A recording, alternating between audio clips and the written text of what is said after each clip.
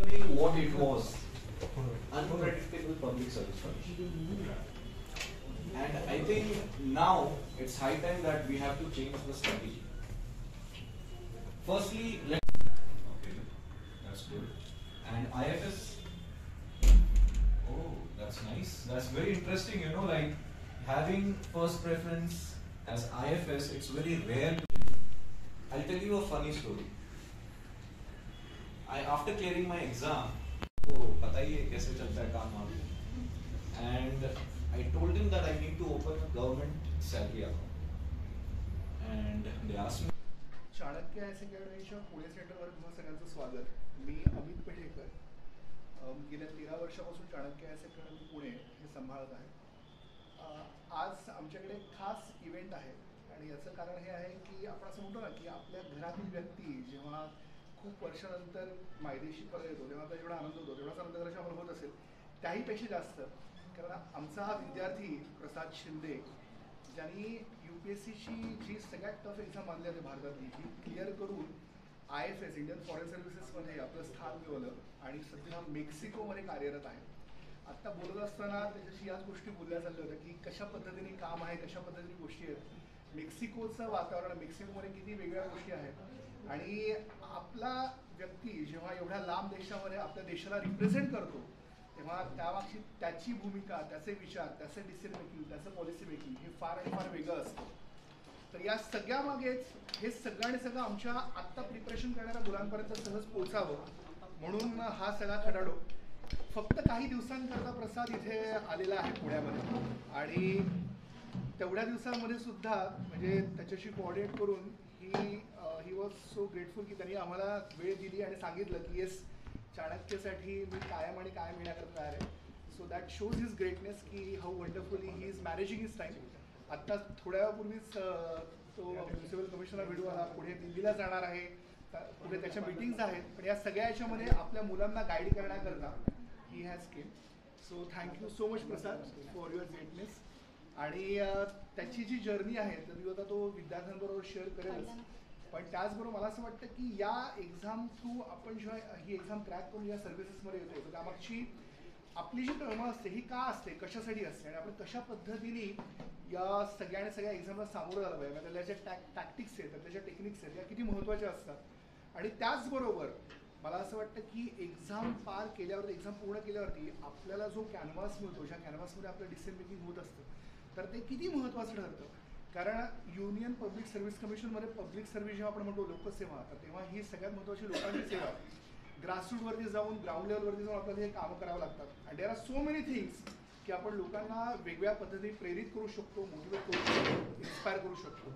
तर या सगळ्या भूमिका जेव्हा आपण पार पडत असतो तर तेव्हा आजकालची जी जनरेशन आहे की ज्या जनरेशनला खूप वेगळ्या पद्धतीने काही एक्सपोजर आहेत, तर अशा वेळेस UPSCची एक्झाम ही त्यांच्याकरता किती मोठं वरदान ठरू शकते, किती लेवलवरती ही एक्झाम त्यांना एका वेगळ्या लेवलवरती घेऊन जाऊ शकते, हे फार महत्त्वाचं ठरतं. आणि याचं आपण असं म्हणूया की एकदम प्रात्यक्षिक उदाहरण म्हणजे प्रसाद शिंदे. सो नमस्कार आणि thank you so much that every one of you are joining here. तुम्ही आज इकडे आले त्यासाठी खूप खूप धन्यवाद. माझं नाव प्रसाद शिंदे आहे. मी मूळ मुंबईचा आहे राहणारा आणि मी 2019ला UPSC सिव्हिल सर्व्हिसेस एक्झाम दिली होती. तर त्याच्यामध्ये ऑल इंडिया रँक 287 आला माझा. त्याच वर्षी UPSC Indian forest service exam पण मी दिली होती आणि त्याच्यामध्ये ऑल इंडिया रँक 10 आला होता माझा. मी महाराष्ट्रात प्रथम होतो त्याच्यामध्ये. पण मी निवड केलं इंडियन सिव्हिल सर्व्हिसेसमधून इंडियन फॉरेन सर्व्हिस याचा. माझी जी पहिली जी चॉईस होती ती इंडियन फॉरेन सर्व्हिसेस होती. सध्या मी ट्रेनिंग संपल्यानंतर एम्बसी ऑफ इंडिया मेक्सिको इथे पोस्टेड आहे आणि I am in charge of political affairs. I look after the political affairs between India and Mexico and also press information culture part पण माझ्या under आहे. So at the moment I am working on that. आणि Mexico being a G20 country, तर सध्या there are lot of engagements between India and Mexico. And currently मी लीववरती होतो तर म्हटलं की पुण्याला व्हिजिट करू. And every time when I come to Pune I always meet Amit sir and I come to Chanakya because this is where it started for me. This is the place where it started for me and I cannot leave my roots as we say. So this is my small introduction, and also coming to my educational background, I did BSc Biotechnology from Mumbai University. I was in Bhavans College Andheri. त्याच्यानंतर मला scholarship भेटली. मग मी scholarship फुल fledged scholarship भेटल्यामुळे मी university of Ulster करून आहे northern आयर्लंडला. तर तिकडे मी गेलो MSc बायोटेक्नॉलॉजी करायला. आणि तिथे केल्यानंतर मी PhDसाठी अप्लाय केलं होतं. काही वर्ष मी तिकडे रिसर्च असिस्टंट म्हणून काम केलं आणि नंतर मग मी परत डिसाईड केलं की येऊन परत प्रिपरेशन आय ऑनेस्टली सेईंग मी माझ्यासाठी जेव्हा माझं MSc बायोटेक्नॉलॉजी संपलं आणि मी रिसर्च असिस्टंट म्हणून काम करत होतो, तर माझं वर्किंग असल्यामुळे थोडा गॅप झाला होता. तर coming back again to studies मला थोडा तरी टाईम लागला. सो माझ्यासाठी हे थर्ड अटेम्प्ट नंतरच क्लिअर करू शकलो मी. आपण कुठेतरी आपल्याला स्वतःला बांधून ठेवलेलं आहे. आपण महाराष्ट्राचे स्टुडंट्स फक्त MPSC एवढाच विचार करतो. आय थिंक आपल्याला स्वतःमध्ये कॉन्फिडन्स बिल्ड करणं हे खूप गरजेचं आहे. आणि ते पोटेन्शियल आपल्याला दरवर्षी UPSCमध्ये दिसतंय की महाराष्ट्राचा टक्केवार वाढत चाललेला आहे. आय थिंक जेव्हा अजून लोक रिअलाईज करतील तर आपलं शुअरली UPSCमध्ये टक्का वाढेल. Things which like we can subtly mention, but काही गोष्टी आहे जे चेंज करणं गरजेचं आहे आणि CSAT is one of the things. Hopefully UPSC will bring some changes in it, but CSAT is becoming tougher and tougher, and I think there is a need, if it is becoming tougher, there is a need for some reform in the marking system as well. So जेव्हा मी preparation start केलं, so I come from a very middle class background. माझे parents दोघी teacher आहेत, होते retired. So मी स्वतःचा खर्च स्वतः करत होतो. तर मग मी साईड बाय साईड क्लासेसही घ्यायचो. Part time I use to be a teacher for 11th and 12th standard students. आणि बाकी टाईम मी क्लासेस करून प्रिपरेशन करत होतो. चाणक्यमध्ये होतो स्टुडंट.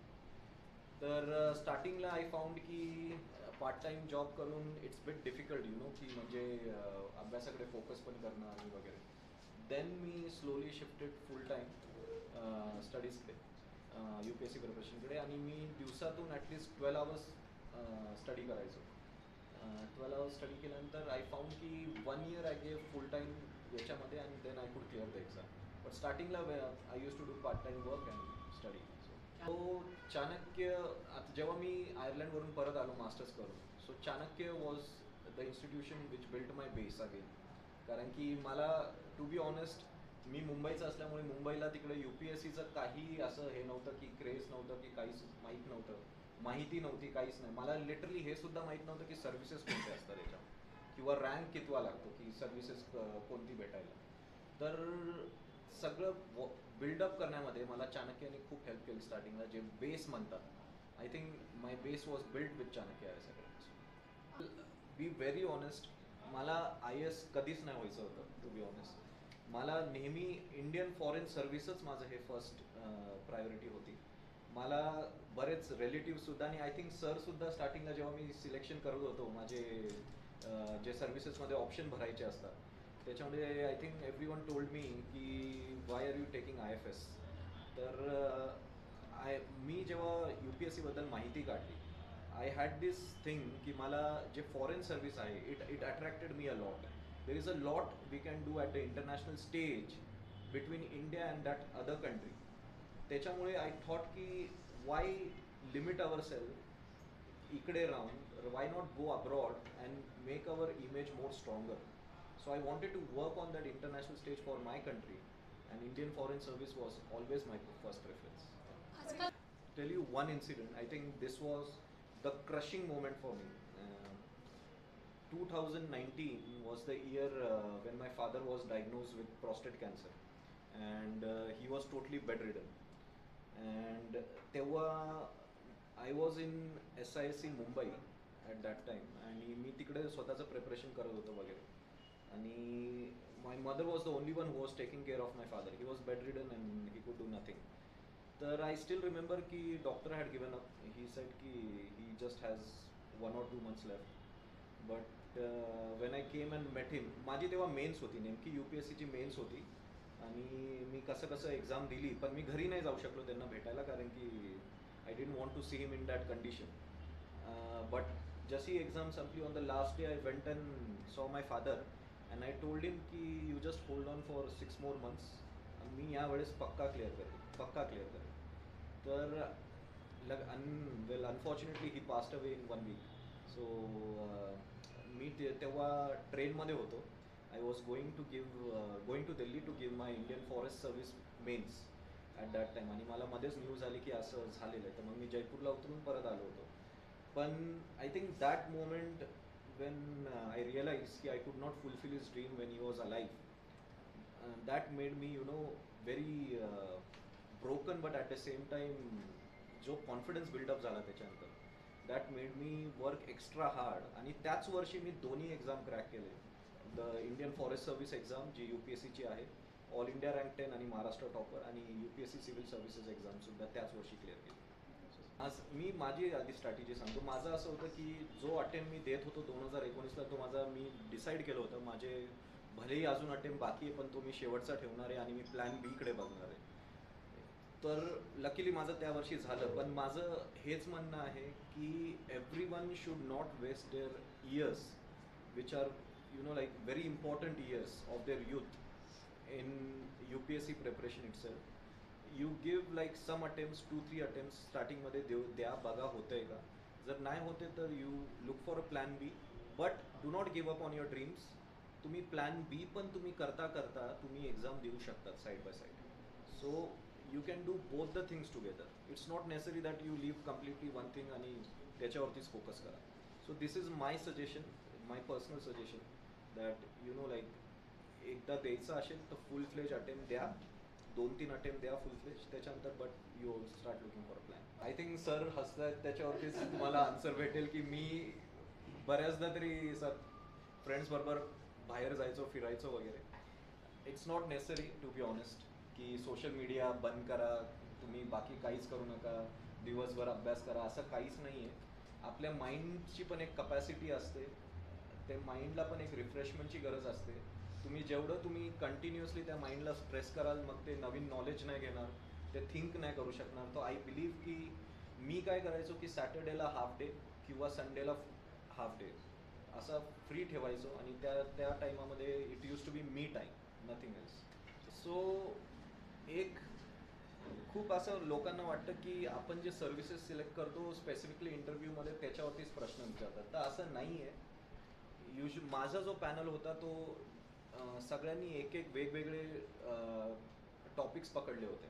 जसं फॉर एक्झाम्पल एक जे सर होते त्यांनी मला इकॉनॉमिक्सवर विचारलं, एक जे होते त्यांनी मला करंट डेव्हलपमेंट्सवर विचारलं, एक जे सर होते त्यांनी मला पॉलिटीवर किंवा जे पॉलिटिकल सिच्युएशन आहे त्याच्यावरती काही ट्रिकी क्वेश्चन्स विचारले, आणि एकानी तर इंटरनॅशनल रिलेशन्सवरती विचारले. तर मग इट्स नॉट नेसेसरी की तुमच्या सर्व्हिसेसवरतीच पकडून ते क्वेश्चन विचारतात वगैरे. मला खूप बेसिक क्वेश्चन्स विचारले होते तेव्हा, म्हणजे but those questions were more analytical. It made me think a lot about it. They ask me about the India USA relations also in international affairs. इकॉनॉमीमध्ये जे त्यावेळेस जे हॉट टॉपिक्स होते जसे डिमॉनिटायझेशन वगैरे, तर त्याच्याबद्दल पण त्यांनी मला ॲनालिटिकल क्वेश्चन्स विचारले होते. So the questions were quite varied. It was not like any specific. आणि हां, हॉबीजवरती ते सहसा म्हणजे आपल्या पर्सनल लाईफवरती पण ते क्वेश्चन विचारतात कधी कधी. So they asked a few questions on my personal. The problem is with in us. We limit our selves. जर आपण विचार करणार की मला 100 मार्कच आणायचं तर मी तिथपर्यंतच विचार करणार. जर मी विचार करेल की 120 आणायचं तर मी तिथपर्यंत विचार करेल. तर आपल्याला प्रॉब्लेम हा आहे की आपले स्टुडंट फक्त विचार करतात की माझ्याकडून UPSC नाही होणार, मी MPSC पर्यंतच करू शकतो. त्याच्यामुळे मॅक्सिमम लोक फक्त MPSCकडेच वळतात, पण हे विचार नाही करत की त्यांची कपॅसिटी अजून आहे. आणि हे प्रूव्ह करतायत दरवर्षी जे स्टुडंट्स आहेत, ॲक्च्युली वाढत चालले महाराष्ट्रातून, आणि हे प्रूव्ह होत आहे. तर I think we have to expand the scope of our confidence that we can do achieve more. की तुम्ही जर दुसरे स्टेट्स बघाल, UP आहे, MP आहे, यांनी ऑलमोस्ट त्यांचं पॅटर्न जे आहे ते UPSCच्या पॅटर्नच्या नुसारच ऑलमोस्ट सेम केलेलं आहे. तो we need to somewhere compete, like be on par or be at par with UPSC. So मला असं वाटतं की MPSCचा पण पॅटर्न जो चेंज होत आहे आणि UPSC थ्रू UPSC सारखा होत आहे, it's good in a way because MCQs आणि जे काही ठराविक बुकचं नॉलेज आहे, I think the new pattern gives you much wider knowledge. So we should explore that possibility की जो नवीन पॅटर्न आहे, how it can be helpful to the students. And I am in support of that, but the transition should be there. Like त्यांनी अजून थोडी मुदत वाढ द्यावी, थोडा टाइम द्यावा, 2-3 वर्ष अजून द्यावे, कारण की to come on par with that it will take some time for the students. I think maximum लोक UPSCलाच प्लॅन बी म्हणून हे ट्राय करतात वगैरे. आधी ते त्यांचं मेन करून घेतात इंजिनिअरिंग वगैरे बाकीचे एवढे पण जे पण आहे डिग्री, आणि त्याच्यानंतर विचार करतात की चला लोक म्हणतायत म्हणून आपण UPSC करून घ्यावं. पण इट्स व्हेरी इम्पॉर्टंट की आपल्याला स्वतःला काय वाटतं, दॅट इज व्हेरी इम्पॉर्टंट. जे पियर प्रेशर आहे किंवा फॅमिली प्रेशर आहे याच्यामध्ये न जाता तुम्हाला स्वतःला कशामध्ये इंटरेस्ट आहे, that is very important. I give you an example. आत्ताच मी रिसेंटली एक IPS आहेत आपले पालघरला, त्यांच्याशी भेटलो. He son is a world champion shooter, pistol shooter. He is a world champion. So he's got interest in that. He doesn't have interest in this UPSC. So it's not necessary that की तुम्हाला just family pressure असेल तर तुम्ही इकडे UPSC कडे वळा. If you have talent in something, if you have interest in something, you do it. You don't need to like do it under pressure of anyone else. So there are many examples who like in different fields जिकडे लोकांनी आपलं नाव कमावलेलं आहे, and UPSC is not the only thing. So इकडे I don't think वळायला एवढं pressure असलं पाहिजे. प्रश्नाचं उत्तर आणि आत्ता जे उत्तर दिलं तर त्याच्यावरून मी सांगेन की सगळ्यात महत्त्वाचं मला असं वाटतं की मराठीचा टक्का असो किंवा मुलांची UPSC तयारी करण्याची पद्धत असो किंवा आपण असं म्हणूया की कोर लेवलवरती जाण्याची त्यांची तयारी असो, एक अर्ज असो, इंटेन्सिटी असो, पॅशन असो, तर आम्ही सगळ्या मुलांना एक गोष्ट कायम सांगतो की हे खूप छान वाक्य आहे की knowledge is volatile but skills are permanent. तुमच्याकडचं नॉलेज आहे, तुम्ही 5वी-6वीत काय वाचलं आहे तुम्हाला आठवणार नाही, पण तुम्ही 5वी-6वीमध्ये सोबत स्विमिंग शिकला असं तुम्ही अजूनही करू शकता. त्यामुळे तुम्ही try to acquire the skills. जेवढ्या स्किल्स तुम्ही ॲक्वायर करता तेवढं तुम्ही या मोठ्या एक्झाम्सला सामोरं जाताना तेवढेच तयार होत असतात. मग तुमच्याकडे कम्युनिकेशन स्किल्स असू दे, निगोशिएटिंग स्किल्स असू दे, तुमच्याकडे आपण असं म्हणूया की मोर लेवलवरती लोकांना हँडल करण्याचे, डीलिंग करण्याचे स्किल असू दे, सगळंच असू दे. तर या सगळ्या स्किल्सला डेव्हलप करण्याकरता आम्ही प्रयत्न करतो. म्हणजे आमच्या UPSC फोरममध्ये आम्ही जो करिक्युलम आहे याच्या व्यतिरिक्त चाणक्य या सगळी बऱ्याच गोष्टी देत असते, त्याबद्दल पण आपण सविस्तर बोलूया. पण त्याच्यामुळे मुलांची जी तयारी होत असते ही सर्वांगीण होत असते, आणि या सर्वांगीण तयारीचा उपयोग हा होतो की मुलं जेव्हा एक्झामला सामोरं जातात तेव्हा फक्त सिलेबस ओरिएंटेड या गोष्टीवरती न राहता त्यांच्या बाकीच्या स्किल्सवरती पण काम करून त्यांच्या पुढे गोष्टी जातात. तर त्या आलेले खूप रॉ असतात, पण जेव्हा ते इथून पास होतात म्हणजे त्यांचा पोर्शन संपतो किंवा करिक्युलम संपतो, तर तेव्हा त्यांच्यावर बरेच चेंज आम्हाला पाहायला मिळतात. म्हणजे बऱ्याच वेगळ्या ठिकाणाहून, म्हणजे आता आमच्याकडे केरळावरून, कर्नाटकावरून पण मुलं आहेत, पण ती जेव्हा येतात तेव्हा त्यांच्याकडे ते जेव्हा एंट्री करतात चाणक्यमध्ये आणि जेव्हा त्यांचा पोर्शन संपतो तेव्हा त्याचा चेंज दिसतो. कारण हा सगळा जो करिक्युलम ज्या पद्धतीचा आहे त्या पद्धतीला बऱ्याच गोष्टी देण्याची आवश्यकता पडत असते.